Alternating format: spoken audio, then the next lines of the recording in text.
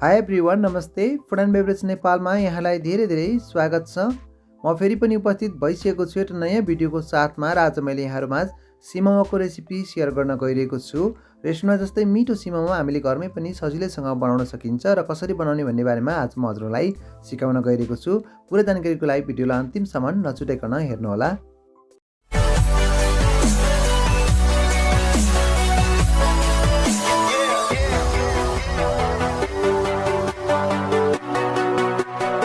सबैभन्दा पहिले त हामीलाई सिमोमो बनाउनको लागि मोमोको आवश्यकता पर्दछ र यहाँ चाहिँ हामीले अलरेडी बनाएर राखेको मोमोलाई लिएका छौँ र यो चाहिँ चिकन मोमो हो। हजुरलाई कुन मोमो मनपर्छ, आफूलाई मनपर्ने मोमोलाई लिन सक्नुहुनेछ र हजुरलाई कति मोमो मनपर्छ अथवा हजुरलाई कति मोमो आवश्यकता हो त्यो अनुसार लिनुहोला। र यहाँ चाहिँ हामीले अलरेडी नै मोमो बनाउनेका धेरै भिडियोहरू राखिसकेको भएकोले चाहिँ हामीले बनाइसकेको मोमोलाई चाहिँ लिएका छौँ। यदि हजुरले हाम्रो यो चिकन मोमो कसरी बनाउने भन्ने बारेमा भिडियो हेर्नु भएको छैन भने लिङ्क डिस्क्रिप्सनमा राखिदिएको छु, त्यहाँ गएर पनि हजुरले हेर्न सक्नुहुनेछ। र हाम्रो च्यानलमा चिकन, भेज, बफ सबै मोमोहरूको चाहिँ भिडियोहरू छ, रेसिपीहरू छ, हजुरहरूले गएर मजाले हेर्नुहोला। र स्टिमरमा राखिसकेपछि यहाँ चाहिँ हामीले मोमो स्टिम गर्नको लागि पानी तताइसकेका छौँ र यसमा चाहिँ अब हामी यो मोमोलाई स्टिम गर्न राखिदिन्छौँ र हामीले चाहिँ यसलाई राम्रोसँग पाक्ने गरी स्टिम गर्नुपर्छ। मोमो यता स्टिम हुँदै गर्दा अब हामी चाहिँ सिमोमोको लागि सस तयार गर्छौँ, जसका लागि हामीले एउटा फ्राई प्यान बसालेका छौँ र सुरुमा चाहिँ हामी यसमा तेल राख्छौँ। तेल चाहिँ हजुरले आफ्नो आवश्यकता अनुसार राख्नुहोला, चिलो कति मनपर्छ त्यो अनुसार राख्नुहोला। तेल तातिसकेपछि यहाँ चाहिँ हामीले मसिनो गरी चप गरिएको लसुनलाई लिएका छौँ र यो लसुनलाई सुरुमा राखिदिन्छौँ। हामीले यसरी लसुन राखेर बनाउँदाखेरि चाहिँ हाम्रो सिमोमोको टेस्ट पनि एकदमै राम्रो आउँछ, साथमा यसले चाहिँ हाम्रो हेल्थलाई पनि राम्रो गर्छ। त्यो भएकाले हजुरले पनि लसुनलाई चाहिँ यसरी ब्राउन गराउनु होला। लसुन हल्का ब्राउन भइसकेपछि यहाँ चाहिँ हामीले प्याजलाई यसरी केलाएर सानो टुक्रामा काटेर लिएका छौँ।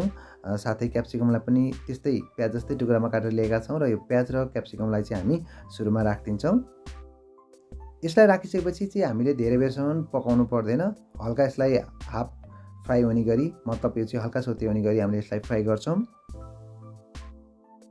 यहाँ हजुर देख्न सक्नुहुन्छ यो हल्का फ्राई पनि भइसकेको छ, यसलाई धेरै फ्राई पनि गर्नु पर्दैन। यति भइसकेपछि अब चाहिँ हामी यो हरियो खोर्सानीलाई पनि राखिदिन्छौँ। हरियो खोर्सानी चाहिँ हजुरलाई पिरो कतिको मनपर्छ आफूलाई मनपर्ने जति पनि राख्न सक्नुहुनेछ र हरियो खोर्सानी राखेर पुनः पनि हामीले यसलाई हल्का चलाइदियौँ। अब भने हामी यसमा चाहिँ पानी राख्न गइरहेका छौँ। यदि पानीको ठाउँमा चाहिँ हजुरसँग चिकन स्टक छ भने हजुरले स्टक पनि राखेर बनाउन सक्नुहुनेछ अथवा हजुरले पानी राखेर पनि बनाउन सक्नुहुनेछ। पानी राख्दाखेरि चाहिँ हजुरलाई कति चाहिँ सस बनाउनु पर्ने हो, कति मोमोको लागि बनाउनु पर्ने हो त्यो अनुसार पानी राख्नु होला। त्यसै गरी अब चाहिँ हामी यसमा नुन राख्न गइरहेका छौँ। नुन हजुरले आफ्नो स्वादअनुसार राख्नु होला। नुन सँगसँगै यहाँ हामीले थोरै मरिचको धुलोलाई पनि लिएका छौँ, ब्ल्याक पेपर थोरै मात्रामा, यो चाहिँ लगभग आधी चम्मचभन्दा पनि कम छ, थोरै राख्यौँ। यहाँ हामीले थोरै मात्रामा हट सस लिएका छौँ। यसको ठाउँमा चाहिँ हजुरले सिजन ससको पनि युज गर्न सक्नुहुनेछ र यो चाहिँ हजुरलाई पिरो कतिको मनपर्छ त्यो अनुसार राख्नुहोला। र हट सस अथवा सिजन ससको रेसिपी हामीले अगाडि नै राखिसकेका छौँ, लिङ्क डिस्क्रिप्सनमा छ, हेर्नुहोला। त्यस्तै यहाँ हामीले थोरै मात्रामा सुगर लिएका छौँ, यो चाहिँ ब्राउन सुगर हो। यसको ठाउँमा हजुरहरूले नर्मल सुगरलाई पनि युज गर्न सक्नुहुनेछ र यसमा चाहिँ हामीले लगभग आधी चम्मच जति यो ब्राउन सुगरलाई राख्यौँ। त्यसरी नै हामीले अमिलोको लागि आधी चम्मच जति भिनेगरलाई लिएका छौँ र यो भिनेगरलाई पनि हामी यसमा राखिदिन्छौँ। त्यस्तै हामीले एउटा ठुलो टमाटरलाई सानो टुक्रा पारेर काटेर लिएका छौँ। यो चाहिँ नर्मल लोकल टमाटर हो। यदि हजुरसँग छ भने यसको ठाउँमा सलाद टमाटर राख्नुभयो भने अझ पनि राम्रो हुन्छ र टमाटर चाहिँ हजुरले यसै गरी पछि राख्नु होला।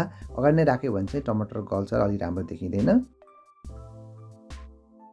र त्यस्तै गरी हामीले थोरै मात्रामा टोमेटो केचपलाई लिएका छौँ। सस बनाउनको लागि चाहिँ हामीलाई टोमेटो केचप पनि आवश्यकता पर्दछ र यहाँ हामीले लगभग 2.5 चम्मच जति टोमेटो केचपलाई राख्यौँ।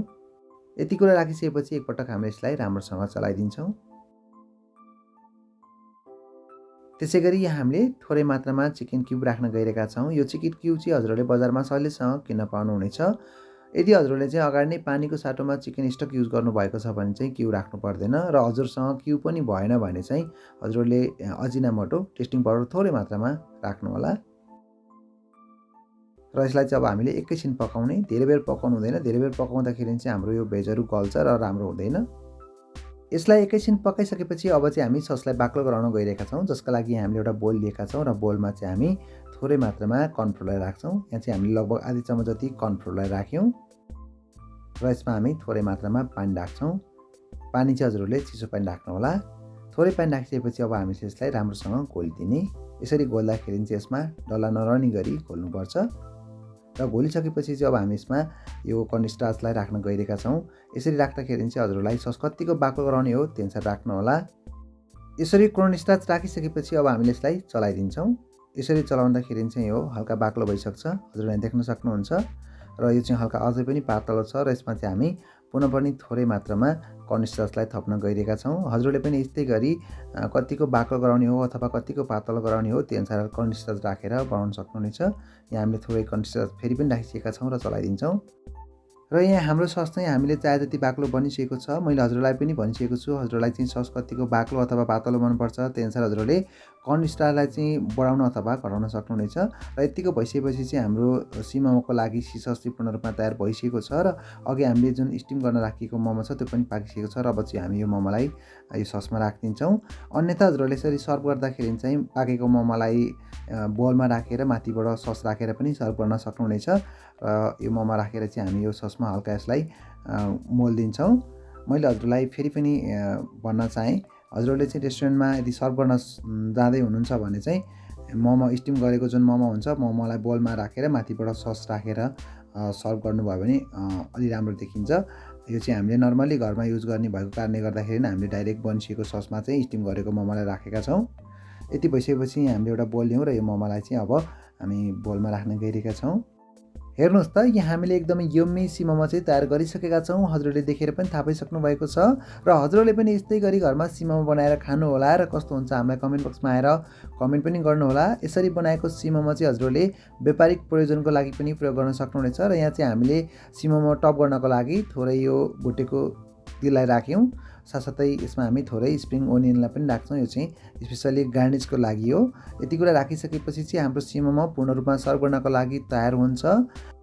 आशा गर्दछु कि हजुरलाई आजको हाम्रो यो मोमो बनाउने तरिका मन पर्यो। भिडियो मन परेमा लाइक गरिदिनु होला, साथै सेयर गरिदिनु होला। च्यानलमा नयाँ हुनुहुन्छ भने सब्स्क्राइब गरेर हामीसँग जोडिनको लागि अनुरोध गर्दछु।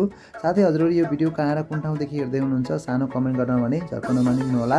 आजको लागि यति नै, बाई बाई।